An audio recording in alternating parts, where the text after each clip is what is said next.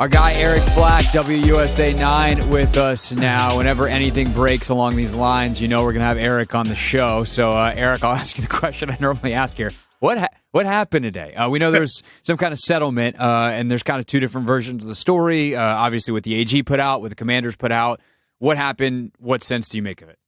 Yeah, well, today the D.C. Attorney General announced a $625,000 settlement with the Washington Commanders to settle a lawsuit brought by the Attorney General's office, which alleges an illegal scheme to cheat district ticket holders out of their season ticket deposits for years. Now, this is a case that went back to the late 90s, early 2000s, where the lawsuit alleges that the team would make it really, really complicated for season ticket holders to get their money back, the deposit back, when they canceled their seats. In fact, that number, they said, of unreturned deposits was around $200,000.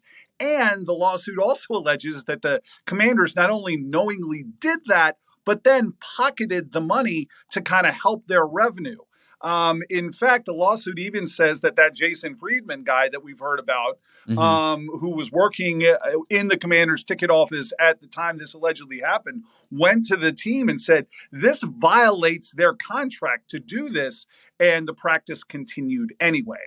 The Commanders are now ordered to pay, again, a total of $625,000 to settle the allegations. That includes being ordered to return $200,000 to former season ticket holders and pay $425,000 in penalties to the district to resolve the allegations. Now, as you mentioned, despite the settlement, the Commanders are still denying the allegations. Here's their statement. We have not accepted security deposits or seat licenses in more than a decade and have been actively working to return any remaining deposits since 2014. So almost a decade now.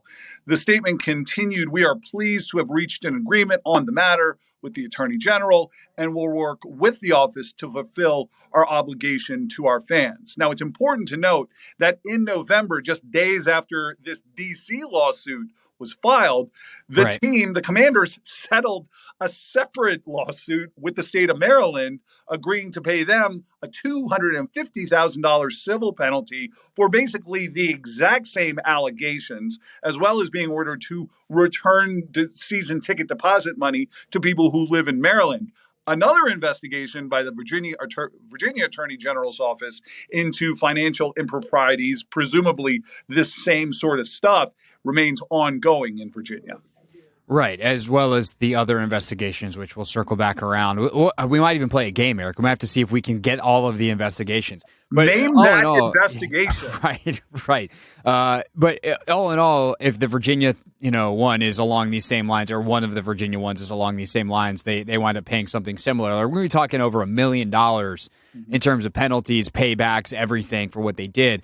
I'd also just ask, to me, the statement that the Commanders put out that doesn't actually cross any of the other information. Okay, cool, you haven't done this since 2014, but you did enough bad stuff beforehand that it's going. Why was the statement confrontational, do you think, in that way? It's really curious because they make it, listen, the way this works, and how you have your own sources in reporting, they basically come to you and say, here's our statement, but please know that we deny the allegations. And so we have to put that out there that they deny the allegations, but they don't deny the allegations in the statement itself.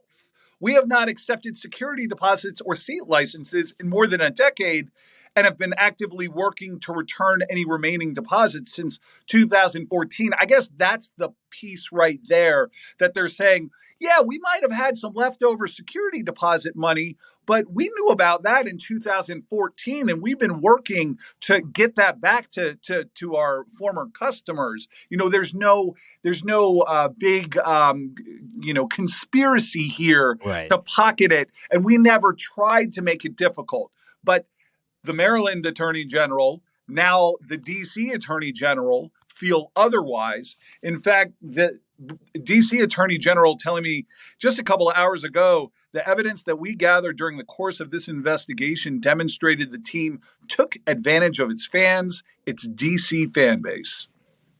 Eric Flack, chief investigative reporter at WUSA9, is with us, and you've covered this. Like, yeah, I love when you get to cover sports stuff because we get to have you on to talk about it, but you do a lot more than sports. Like, as someone who's covered these types of things, this screams like they were guilty and the settlement lets them out of it, right? Like, they don't settle if they're innocent because why would they want to pay $425,000 in penalties?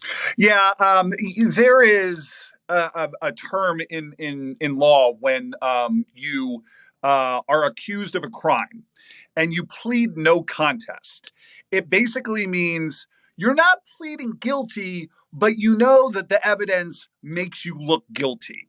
And to me, these settlements are the commanders pleading no contest. We're not admitting to anything, but we know that if we don't settle this, you're going to take it to a civil trial. So to make that go away, we're just going to find a number that works for us and works for you.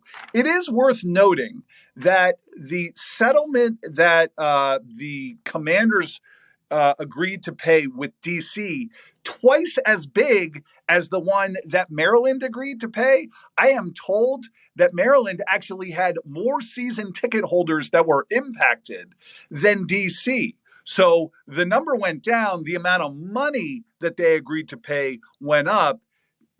You know, you can read the tea leaves there, but clearly the commanders want all of this to go away. Yeah, no doubt about it. Wow, that's very, very interesting for sure. When you look at this today combined with the Maryland one, like, is any of this ultimately, do you think, affect the sale, or are we talking about like things that are maybe make the crossing the I's and dotting the T's a little bit, or I guess it'd be the other way around. You dot your I's and you cross your T's. All that stuff a little easier. This isn't the kind of thing that would have gotten in the way in any way, would it? To me, and this is me just kind of giving you my opinion rather than me sure fact or sources. To me, it screams of let's get these issues wrapped up so then we can sell a team that has as few outstanding investigations open into it as possible. I mean, they're just checking things off. So we are now down to the Virginia Attorney General's investigation and the Mary Jo White investigation, as well as the DC Attorney General's investigation into the toxic workplace and the allegations in a separate lawsuit from DC that the commanders, Dan Snyder, the NFL, all colluded to deceive DC residents about the investigation into toxic workplace culture and allegations of sexual assault. The DC Attorney General telling me just today that case remains pending and he believes it will be resolved, quote, either by another settlement or a trial. So if you think about they have all these loose ends to tie up before they sell the team to Josh Harris or whoever else, you know, this is just one more loose end that the new owner is not going to have to deal with. So you talked to the D.C. Attorney General today. Folks can hear that actually here in just a few minutes as Eric's going to make his way over to the newsroom and be live in the 5 o'clock hour on WUSA 9. What stuck out to you from that conversation about either this settlement or what's left on the table? I think what stuck out to me is that I opened my conversation with the D.C. Attorney General saying, they basically deny still that this happened, despite agreeing to pay this money. Did this happen or did this not happen? And that's when he said it absolutely happened. We proved that it happened. It is disloyal to their DC fan base to do this. He also was very clear that he has reviewed the evidence in this second investigation that DC has. And he corrected me. He said it's not an investigation, it's a lawsuit. We have sued them. I have reviewed this lawsuit because, again, it was filed by the former AG, Carl Racine. He said, right. I've reviewed it. I stand behind it. We're moving forward with the lawsuit, and it's going to be resolved one way or the other. So, for instance, if the commanders want to fight that one, the Attorney General of D.C. says they're going to keep that one going no matter who's the owner of the team. Yeah, how much of that is intertwined, especially some of the misconduct allegations, team versus Snyder? Yeah, I mean, it is the Commanders and owner Daniel Snyder colluding with the NFL. So this one really does focus on Snyder and his work with Goodell, as we know, to allegedly kind of create a deal where we're going to keep this out of the public eye. The Commander's name is attached to that, but certainly the people who were part of that alleged collusion are either no longer with the team, or when Dan Snyder sells, didn't even own the team. I mean, the Jason Wrights of the world, the people who are there now, came after this time period where the allegations are made. So, I think they're only intertwined in the way that they are still going to have this loose end to tie up. And that's when you talk about Dan Snyder wanting to be held, the indemnity and all that kind of stuff. Correct. Right. Exactly. Well, just another loose end tied. So many more to go. And one other thing I think is worth mentioning: we did leave out, I think, one investigation. We name that investigation.